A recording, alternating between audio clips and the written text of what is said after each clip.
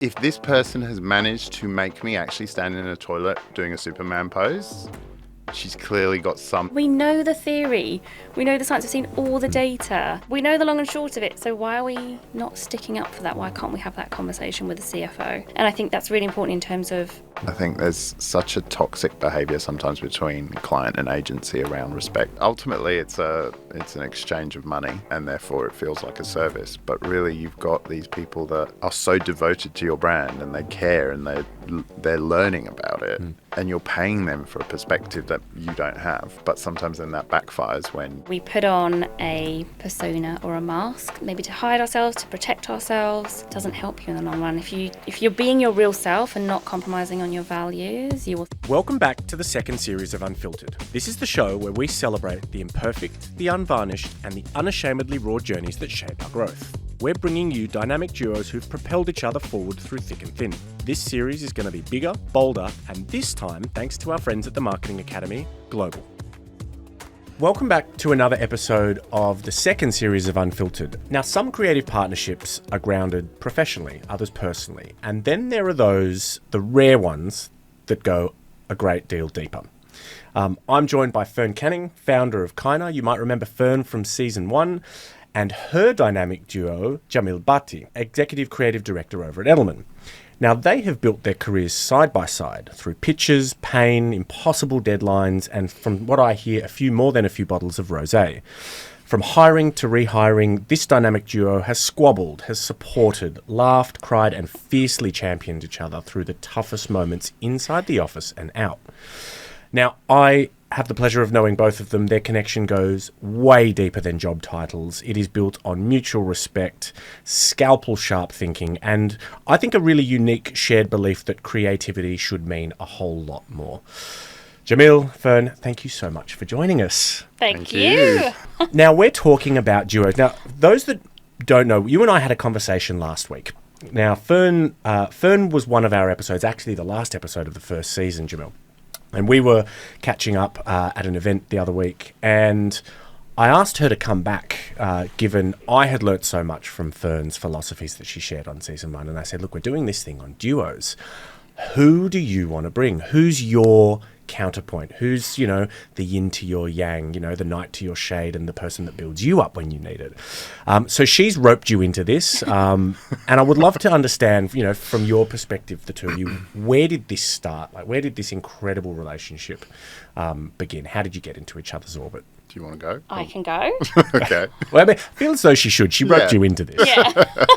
Well, I guess the boring part of the story is Jamil applied for a job, and we had interviewed quite a lot. We haven't gotten off to a very engaging... No, sorry. We interviewed quite a lot of creatives.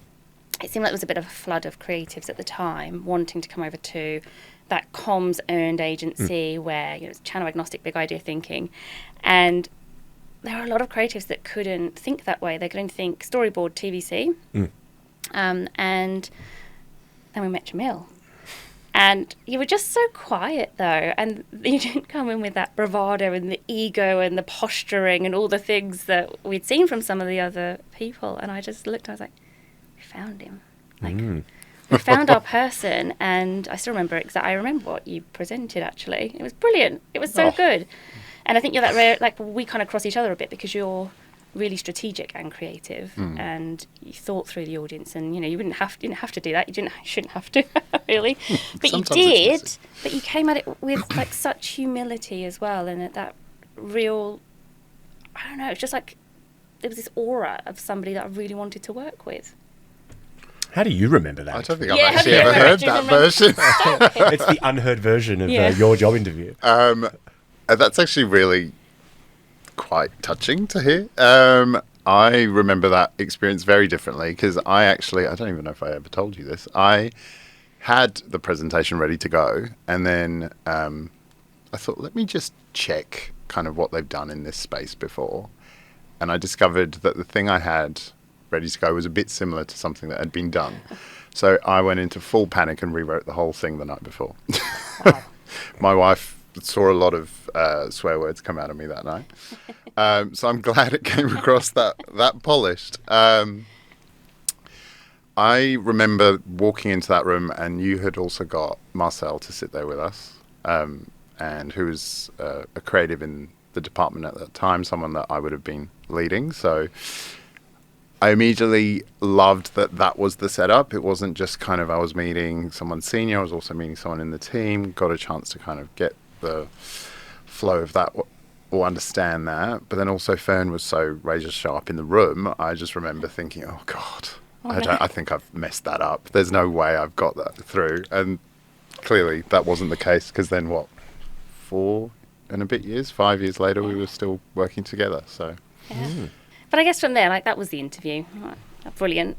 But I don't know, like, our relationship just seemed like we just gelled from the very beginning, and through all the different clients and the different briefs and the ambition to build bigger, I guess, at Edelman, and do the type of creative work that you'd done before, and bring that into the team and inspire the team, and have, greater strategy, leading creative thinking and working hand in hand and building out production and digital and all the things. And honestly, Jamil became, and you are still, I know you are still, the glue and the heart and the cultural heart of that part of the organisation.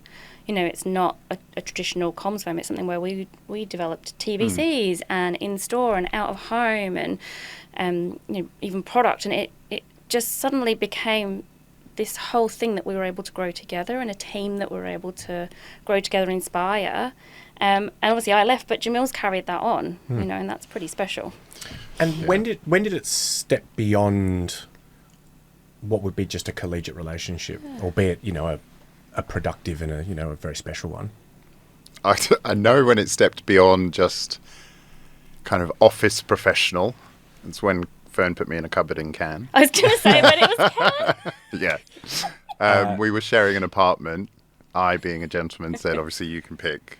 Fern got there before me, so I didn't really get the choice of the pick. But I was a 6'3" man in a 5-foot long cupboard, so with no windows. It was very hot. Just opened the doors and your bed was there. I had a lovely room with an ensuite. Ensuite, view of the water. It was very But nice that was like we were just thrown in together. Yeah. And that was, I think, a really kind of nice way to get to know each other properly. I think there wasn't a mask ever in the office, but I think just having that time together where we weren't talking about pitches and projects and problems, it was like I got to know about your family, deeper stuff about that. We just, that I would say Cannes was one of those moments. When was it Bangkok where we did the overnight flight? Was that before Cannes? I feel like you just tried to ruin me on that flight. I know, that was not a connection moment. So I think actually it was before, because you'd only just started. Yes, yeah. So we had to fly. I think it was a regional leadership thing. It was an overnight flight, and we get on the flight, and we're in business class, so very privileged. And I'm thinking, Did you where notice the is cheeky he? flex then? We were in business class. But this is the point, right? Because then I'm like, where is he? And I turn around and find him. I'm like, what are you doing? And he's got his laptop open and he's starting to work.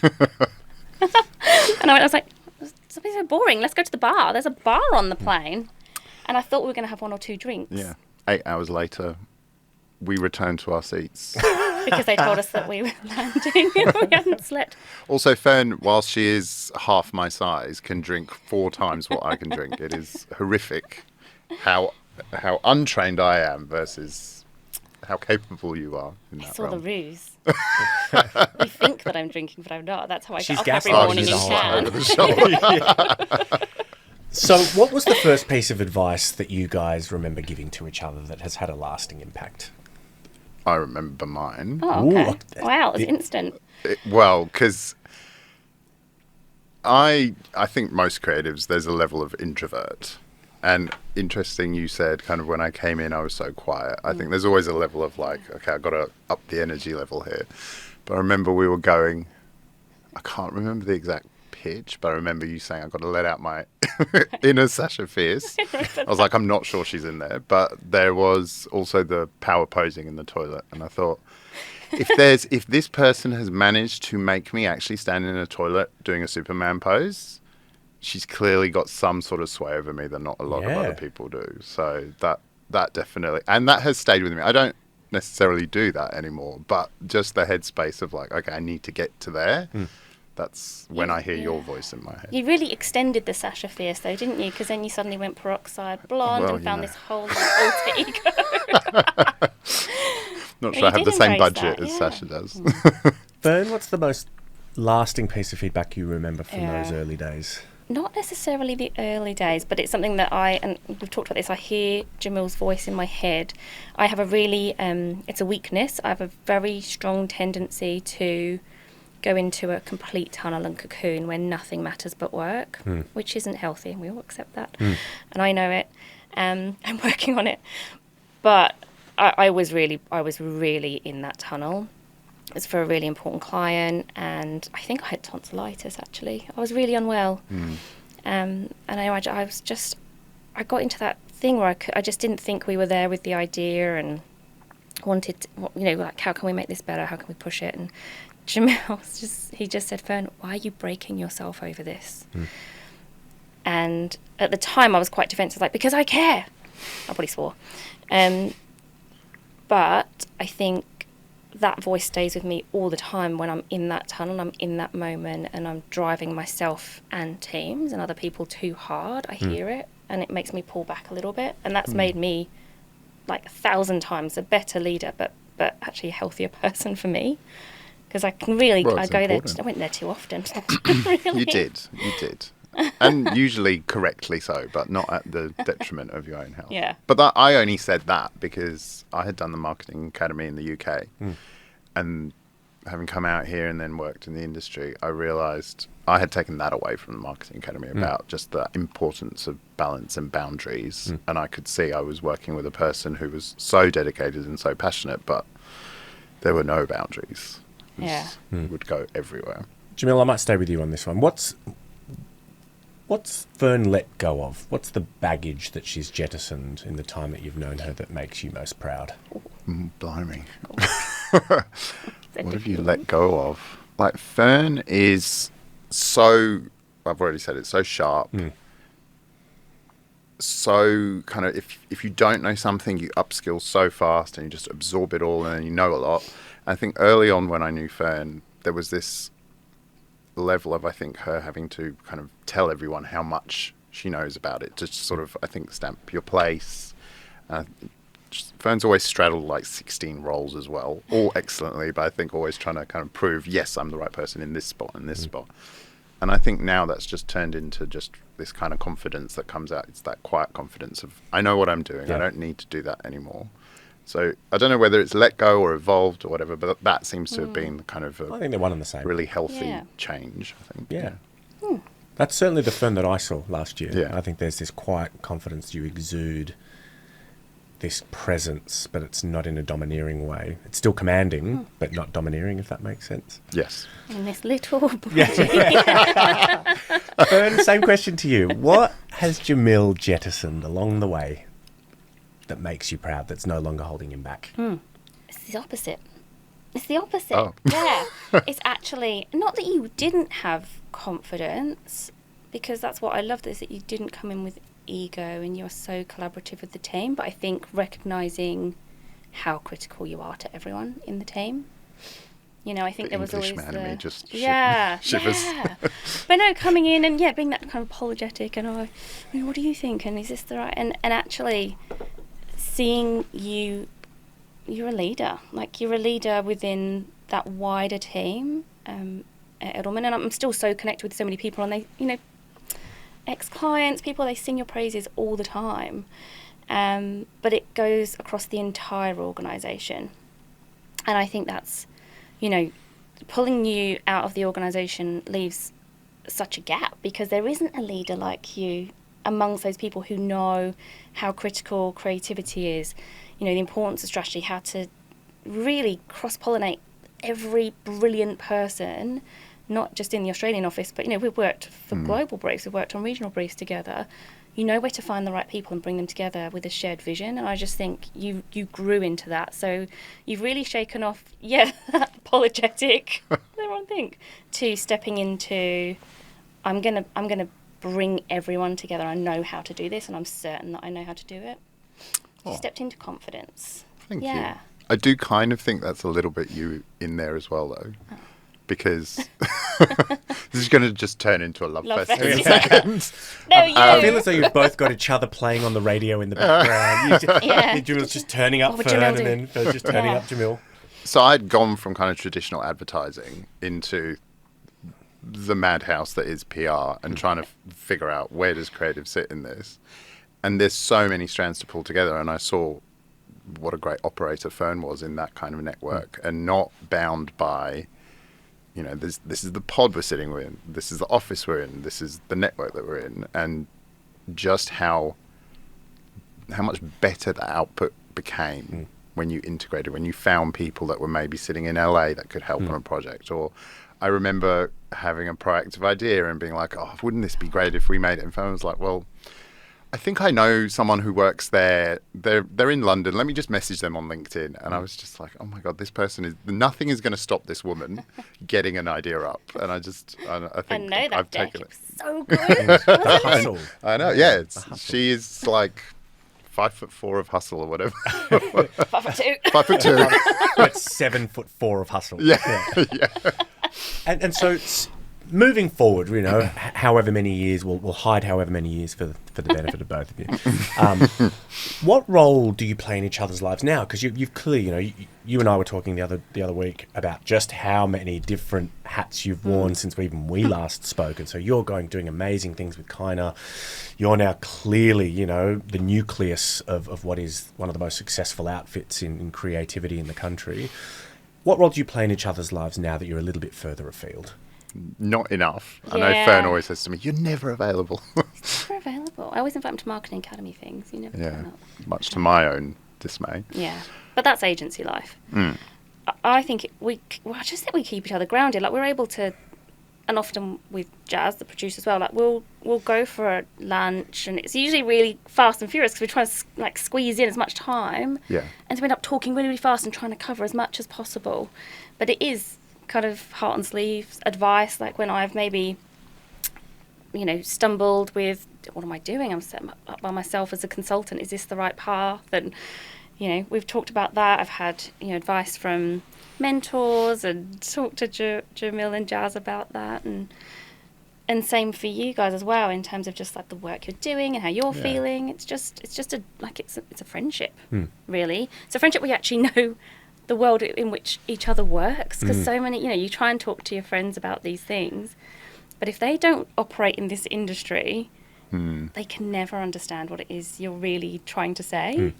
Whereas we've got that, I guess. Yeah, 100%. I think we've got, it sounds naff, but it is that sort of friendship where, because I say I'm unavailable, Fern's also incredibly busy. And so knowing that when you do meet, and it's like that kind of no time has passed and you can pick up a conversation, there's nothing awkward. Like, to me, that's gold dust, especially as you kind of get older and your friendship groups are kind of different or they're small or whatever. Hanging on to those people that you're just you around is super important. So that, for me, that feeds me knowing that when I see Fern, that's the sort of evening I'm going to have. Yeah. I'm probably going to learn 15 things along the way. And then, it's kind of knowing that there's a bit of a bouncing board as well of like, I've had this thought, or I think this is kind of cooked at the moment, and how would you go about fixing it? I think that for me is kind of, there's a lot of things that kind of when you're in a job, you may not necessarily feel safe talking about them with the people around you, but like you say, having someone that's worked in the industry but also in the same business as you, being able to go, well, is this the right step, or is this the right kind of advice to give, or how to solve a problem is invaluable. Yeah, that deep tissue massage. There's a bit of reminiscing as well, and it's really nice. Like I always think, you know, we always end up talking about Marcel, and about Jackson last time. Like you have led, and you know, together we've worked with some of the most incredible people who've gone on to have really interesting careers, and that's a sense of pride that you had something to do with that as well. Oh, absolutely. You know? Is that an important part of the legacy that you built together, right? The people that you grew, you know, 100%. that you build and where they end up. Yeah, and fighting for them and us to do the type of work we really wanted to do. You know, it's not normal for a comms firm, essentially what started as a comms firm, to film what was essentially TVC content, but digital content during COVID for a team in the US, and we were filming it here. And Oh, I know what you're talking yeah, about. like logging in remotely to watch the filming happening live because we couldn't go over there. It was COVID, right? You don't get to do that type of work normally, but we're able to open the teams up to that type of work together and fight to have the right to operate that way within the firm and have clients see us that way, that they come to us and, you know, see if we could solve that problem for them versus a pure play comms brief. Yeah. That's really cool. And some of the tech brands we've done that work for as well and won amazing awards for. And, you know, to be able to say we've built that legacy amongst creatives and strategists who've come to work with us in what was traditionally known as a comms firm, we've really let them do. I mean, full service creative is amazing. I've had people come back to me, not come back in, but come back and go, I kind of wish I was making more of that stuff again. So that's ultimately kind of when you are kind of senior roles, leadership roles, you want to be creating an environment that fosters that junior talent, that allows people to make the best work of their lives. I think if you feel like you've done that, then that makes me proud. I'm not necessarily after having all those experiences myself. It's just creating that fertile ground, which I think you and I were really good at kind of worrying about. Has the team got what they need? Yeah. What are the ingredients of that ecosystem, right? You know, especially in a creative environment, right, where you are dealing with creative minds and creative specialists. If there was the perfect recipe for the environment where they thrive, that as, you know, leaders you're trying to create, what would that be? Mum and Dad can't be fighting. God, the number of times I hear that and I just go, God, I fight too much. Well, not fighting for the wrong reasons, I guess. Yeah. I think it starts, well, it doesn't start, but there are different components. I'd need a chart to draw it out. I think the first one is the clients that you work with in an agency environment, in that sense where we were working. You've got to have clients who will let you run with it and trust you to do that type of work, okay? Because we had to pitch against, you know, creative agencies and big full service agencies and digital agencies, and we won, you know. And I think first of all, building the trust with the client to bring you to the table and build the brief together makes a big difference. But then you've got to take, we've won it, we've got to take that to the team, right? We've got the opportunity to pitch even. For me, and that's just because this is where I start from, great strategy. Like really sweat the strategy, because I think unless you really understand the audience, the competitive environment, everything that's going on in the world, not just to that audience and the client's business, you don't have great strategy. And that does a massive disservice when, you know, you start to talk to Jamil and his team if your strategy's off. You know, and there's no strategy, it's a half-hearted insight. It doesn't work. So I do think you need that, and all the components that come with that and the right expertise that can build that. And then I think it's really letting the creative team just be the best they can be. And I think, you know, we've worked on so many different types of briefs, but sometimes yourselves and the teams would kind of work just solo, or then you'd bring in maybe one of the global, like Jordan, to soundboard, but then you actually have that amazing collaboration piece going on. So you would bring in, you know, social and earned and digital and just like, what would you do with this idea? You know, we think we've got this really amazing channel agnostic idea, but does it work in your space? That's a really important part of the process. Yeah. You know, what do we need to add on to it for it to work in the space and to, you know, get back to the strategy and the objectives? But I think, and then from the creative perspective, you need a Jamil. You need a Jamil to lead the team. Let's distill Jamil into his ingredients. Yeah, then. Jamil, Jamil's ingredients. You know, as a subset of Fern's mental model of this, right? Yeah. What are the ingredients for an environment where your team of creatives thrive? So I think where I kind of joked about Mum and Dad not fighting, I think that kind of safety to have a really shit idea and know it's shit and then be able to move on, but like the kind of the safety to know that you can create, you can get it wrong, a safety net of kind of two people that are really going to fight for the right idea as well. I think there's so many times an idea, it's so fragile and it can fall apart so quickly, and having kind of a trust in both your creatively but also strategically. Like, I think I joked with Fern once when COVID started and I actually got to see inside her house, and basically it looked like her head had exploded on a wall because it was just like some scene out of Seven or something. There was just Post-its everywhere. And I was just like, I think maybe you're taking the strategy a bit too far here.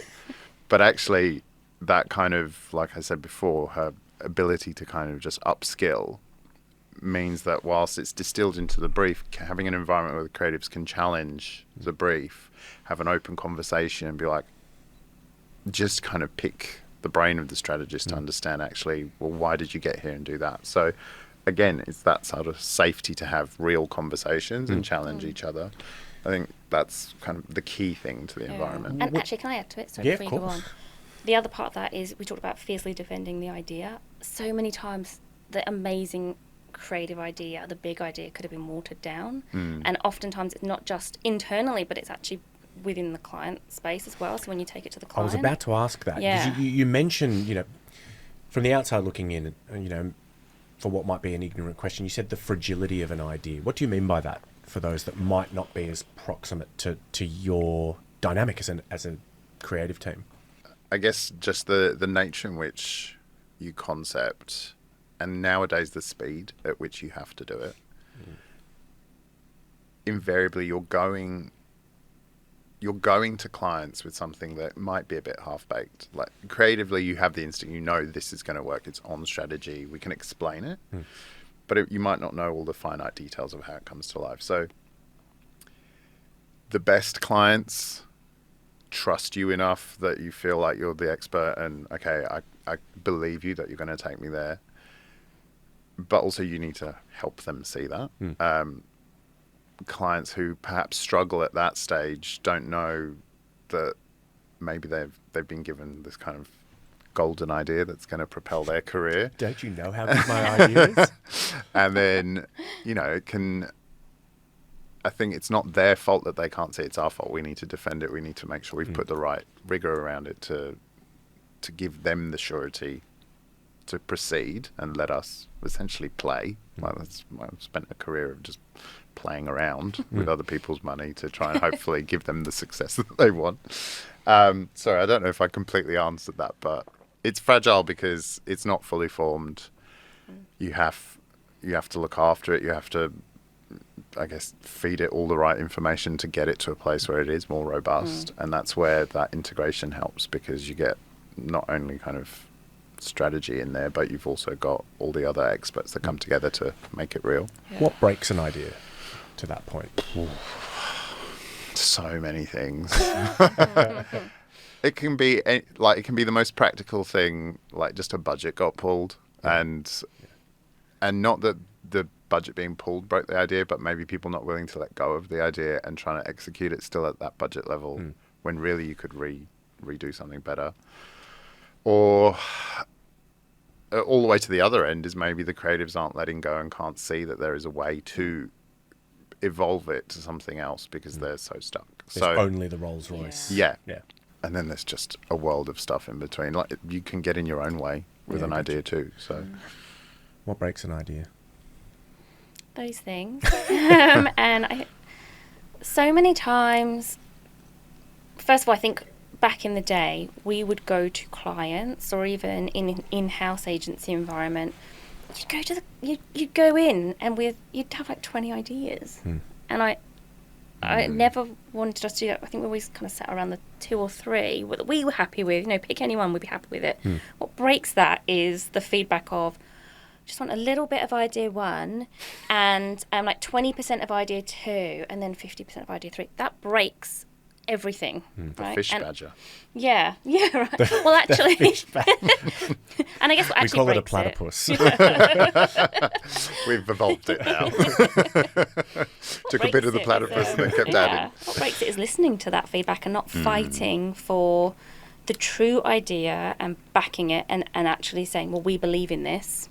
This is why we believe in it. And if you don't want this, walk away. And I think it's a really difficult conversation to have, because ultimately it could cost the company money. But working on work that you know you're going to enjoy doing, that's right for the brief and is going to have real results, versus being a yes person and going, okay, if that's what you want, we'll just do it. And why is that better for the longer game? Oh, it's, first of all, the teams, their work gets made, and they've sweated over it. The strategy was set. It answers the brief. And I think ultimately, if you're working in that way, you've developed something that you are going to back is going to have the results against the business and marketing objectives that have been set. Right? If you suddenly water that down to becoming this homogenized blur of an idea because of someone's gut instinct who hasn't sweat the strategy, understood the audience, looked at the whole context, just a gut feel, it's not good enough, and it's a real risk that you're not going to have the results, which doesn't make yourself or the team or the agency look good, but actually does a disservice to the client as well. And you're there to help them shine as much as your own team and everyone within it. So, has there been a circumstance, without naming names, where you've realised that you're at an impasse, right? That there is not an idea that you're comfortable putting your name to, and a concept that you're going to bring to market that is going to get through to the keeper, and you've just got to walk away? Is that something that happens, or is it we'll figure out a way? It's not. I don't think anyone could say that they've always figured out a way. There's too many pressures on a business, especially nowadays, to not walk away. Yeah. But I'd say, just to add to what you were saying, the importance around it is just to build that respect. I think there's such a toxic behaviour sometimes between client and agency around respect. In what way? It's ultimately it's an exchange of money, and therefore it feels like a service. But really, you've got these people that are so devoted to your brand, and they care, and they're learning about it. And you're paying them for a perspective that you don't have. But sometimes then that backfires when you're showing work that maybe isn't in their comfort zone, isn't where they want to go. And I think if you stay true to the ideas you're putting forward, and you fight for them, and Fern is excellent at doing that, and fight for the results that you want to drive and deliver them, then respect comes with that. And then you have permission to come back in the room with something braver, something bolder. Yeah. Where do you want to go next? I think that for me is the important bit there. Yeah. And I guess it's that spectrum, isn't it? We'll never push, we'll have the really big idea, but there's usually a bit of a spectrum that we're all happy with. So whilst it isn't, going to be Frankenstein's monster and a bit of this, and that's what we'd say, no, and these are the reasons why, fish badger.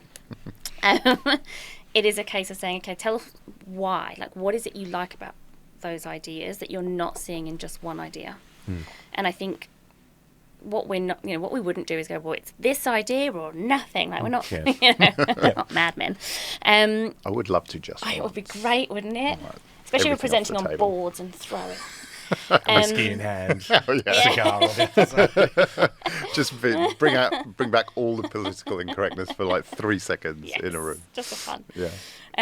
But I think there's that moment of you've got to listen and hear, right? And you've really got to hear what's happening between the lines, because oftentimes there'll be pressure within the business, and you're talking to a CMO who is feeling that pressure, and they're trying to communicate it, but in a way that maybe they can't say out loud. Okay, and so you've got to understand, well, what's happening within the business, what's not being said, and how do we help them here, and how do we work to an idea that they feel comfortable, because now I know, being on the other side as a marketing director, once you've backed something from your agency, you've then got to sell it internally. Right? That's it's really your hard. Idea now. It's really hard to do, and to fight for the budget, especially when it's higher than maybe you thought it was going to be.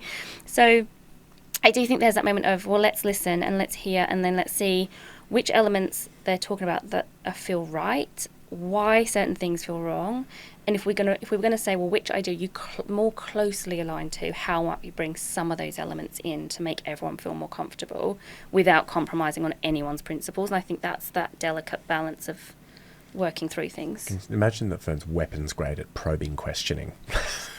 It's quite fun to watch when you're not part of the questioning. Just taking out the scalpel bit by bit. I can imagine, though, in this process, I work with creative teams, right? We have amazing creatives that we get to partner with.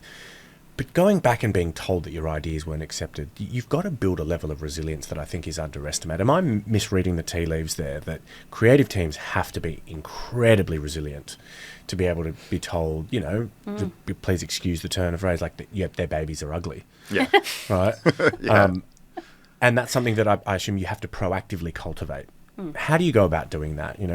Uncertainty and resilience, uncertainty being, meaningfully up year over year in terms of every aspect of our lives. And our suspension systems are just getting worn, right? I'd love to know how you guys cultivate that in the teams, because you've led them through periods of real strife. So resilience around ideas, or just resilience in general in the... Little from column A, lot from column B.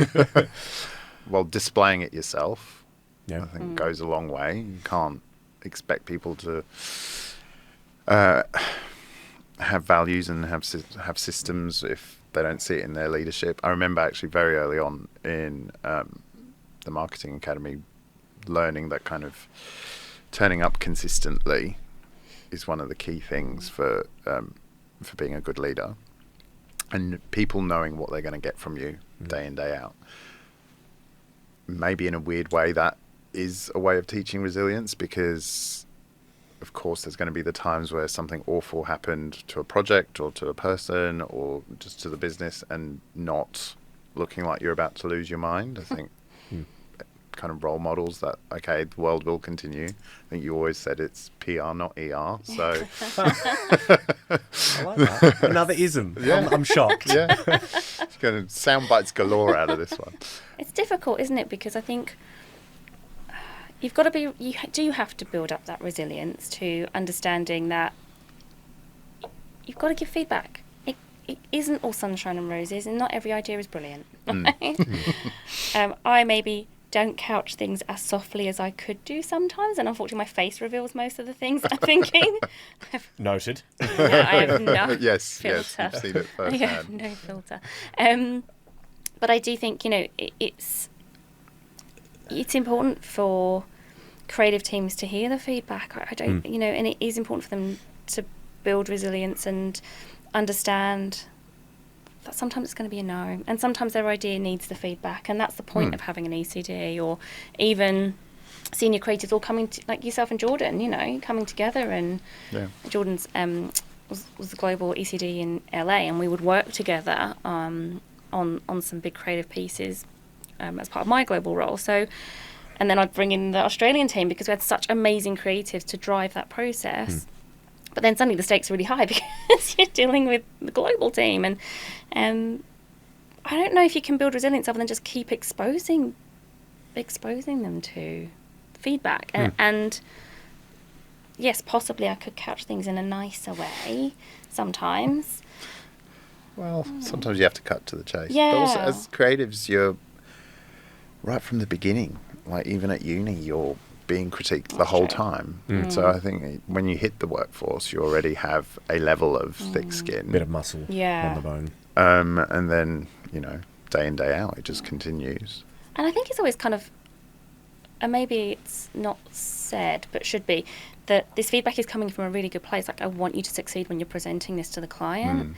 And we need to think through what the client is going to question, and are you ready for an answer? Have you got an answer ready as to why and how this is going to meet the objectives that we've got in the brief? And that's a tough question to pose out there as well. Like, I'll put myself on the line there, but it's like, it's actually, again, back to those probing questions, isn't it, sometimes, rather than just the idea's rubbish. Do you know, that just made me think, though, that the way as a creative you do build that resilience is you get that hard feedback. It doesn't feel good, but not being either having it fixed for you or whatever, and just learning that each problem is kind of surmountable, and that does take time, then does allow you to have that resilience. Because now, well, as you progress, you kind of know when you're hearing certain feedback, okay, I know a solution, I know how we can get around this, and that's not going to mean the end of the earth as we know it. So it's muscle memory and time. And how do you know the waterline? This is one of the things that's always on my mind between, to your point, showing up in an expected way, right? You know, to be able to demonstrate being the keel, you know, weathering the storm, and you know, but to the point where that becomes toxic at the expense of self-care and self-compassion. Oh, this is a bad question for me to How do you know? Well, I think sometimes maybe you end up on the wrong side of that balance for a bit of time, and you realise this isn't great. I think our industry has masked it for a long time with kind of behaviours that are almost self-imploding, but kind of lauded. Yeah. Do you think that's changing? Are we seeing a do. turn of the tide there now? Well, I can only speak for the environments I'm in, but I do see it changing. I do see people making concerted efforts to defend, you know, whether even if it's time to go for a walk at lunch and I love it when I hear that. Yeah. That, you know, people want to do that, especially in my line of work. You need a clear head. You're not going to solve anything if you're just spinning out about stress and stuff. So Fern's answer, get a Jamil. Yeah. I think someone has to hold, when you've gone that far, you either have a moment where you do, you know, you have a health situation, been there, or you have someone hold the mirror up to you. And the more now, because of those things, I know when I'm being triggered to giving too much and going into that burnout state and need to pull myself back. But that's unfortunately going through the process first and knowing what your behaviours, how they start to decline, and you're not being the leader that you want to be, and recognising it and pulling it back really quickly and thinking about, well, how do I make some time for myself right now? How do I decompress? How do I say no?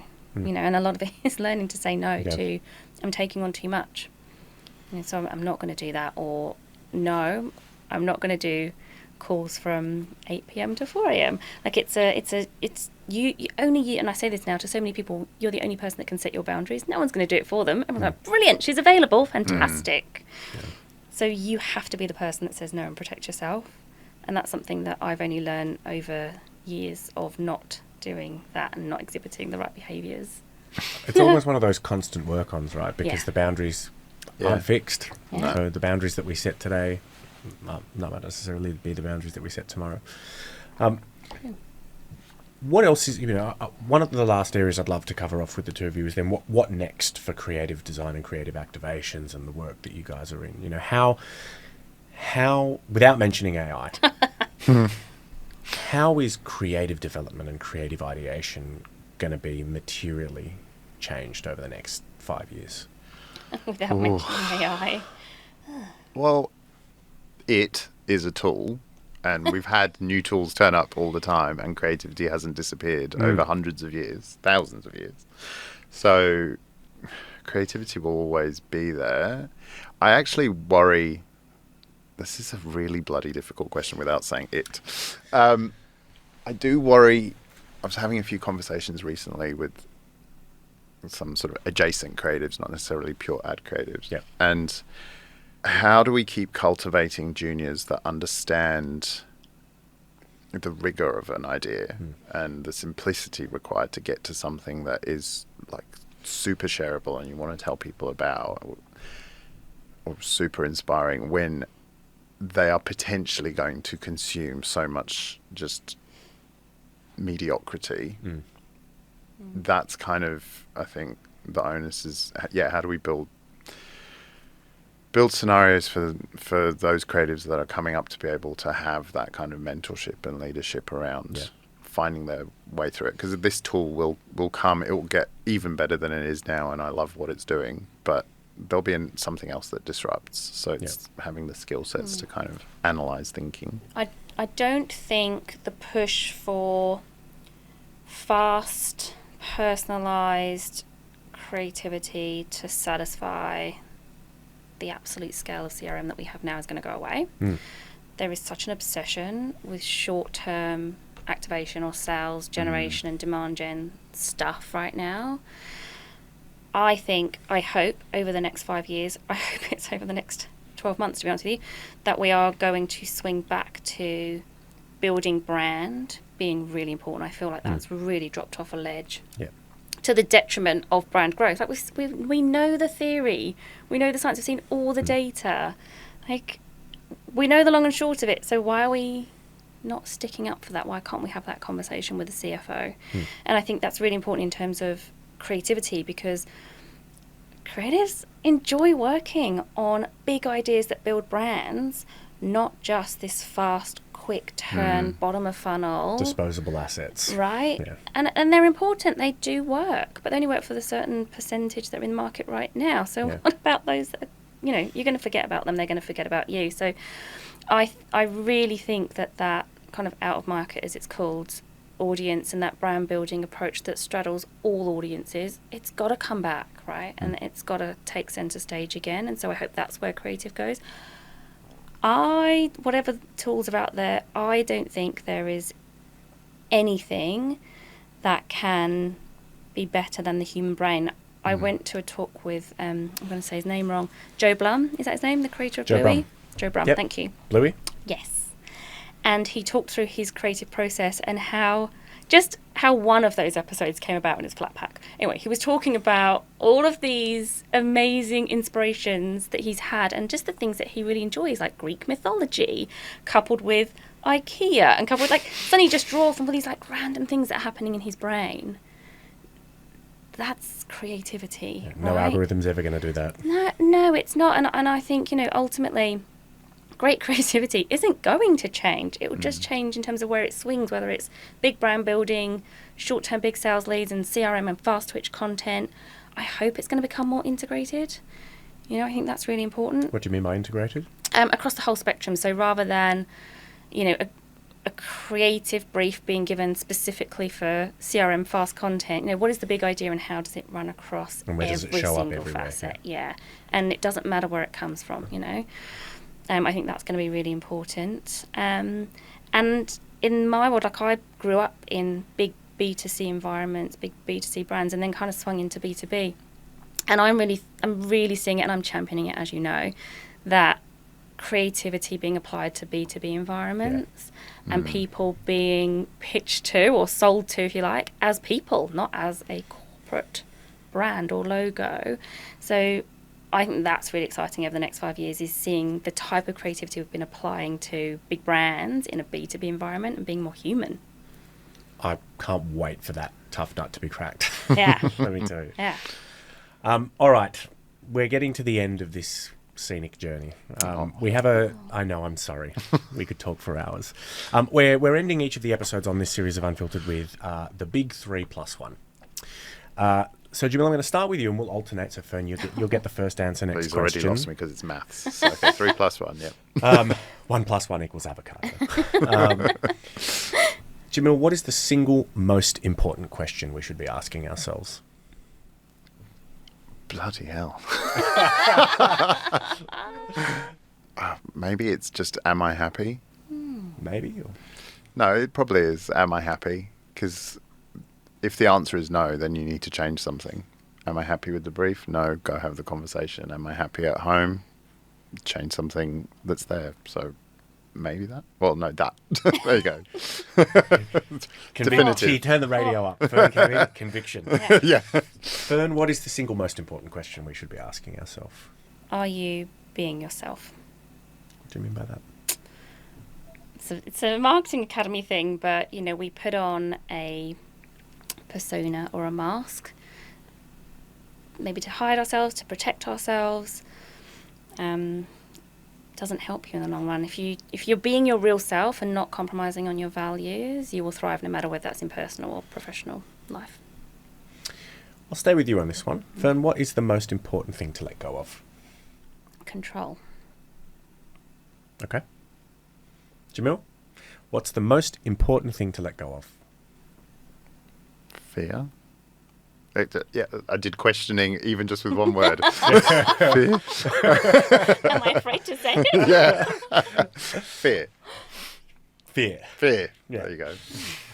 Jamil, what is a life well lived? I think I'll probably go with just leaving the world 1% better for someone. Well, I like the add-on at the end. Gosh, you're a good human, aren't you? Yeah. Well, But also not getting caught up in the stratosphere of the world better, but just one person. just one person. Fern, what is a life well lived? I think think it's just being able to sleep at night. I think a life well lived is just That reflecting. is a low bar. Yeah, right? No, it's not for me. She doesn't sleep very well. It might be the best if I could This sleep. is an insight into her sleep, Yeah, sleep no. hygiene. I think, I mean, I always say this, but a life well lived is being a decent human. Like, just be a good human. Don't be a dickhead. Fern, what was the one question I should have asked you both but didn't? You do realise he will ask this question. Yeah, I can't think of one though. I guess just for a funny anecdote. I've got so many about Jamil. Damn, I thought I got through it with it. Mate, she stitched you up again because I'm now going to go, okay, what's the funniest anecdote of Jamil? We were going to a meeting and Jamil hadn't had his breakfast, so he's walking down. We were down Pitt Street, Pitt Street, eating cereal from a bowl, and then we get to where the meeting is, and he hides it in a bush in the foyer.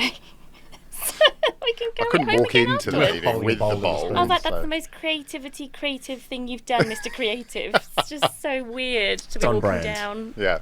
And the bowl was still there when we left, so I returned Yeah, the you bowl, did return to the bowl. You to the didn't litter. kitchen. It wasn't littering. no. Yeah, good point. What's the one question I should have asked you that I didn't? What annoys me about Fern and what annoys Fern about me? Don't- I will not make you answer that question. I was going to ask it, what's the thing that really grinds your gears? But I think you We'd both... still be friends afterwards. Of if course you asked. would, yeah. We would. It's actually not a bad answer Oh, anyway. there you go. All right, Just go pumps your tyres up Oh, again. God. So Go on, go on. I think what annoys me about Fern most is that she will always go that little bit further than I will. And I think it's where we've had to rein Fern back from going that far, but she's just like a dog with a bone. So sometimes I'll be like, okay, the fight's over. And she's like, but what if? I'm like, oh, now you've said it, all right, I can't go back. So that's quite annoying. Thank you both so much for your time. I think you have a magical relationship, and I think I can see even as we're talking today, when the radio turns up and you're like, okay, I've got to give an answer, and then you'll channel your inner Fern, and then you go, no, I'm going to answer that with no fear, and answer with conviction, and vice versa. But thank you, I really appreciate it, and I can't wait to have you on season 3. Yay! Aw. Thank you. Our pleasure. That was fun. Pleasure.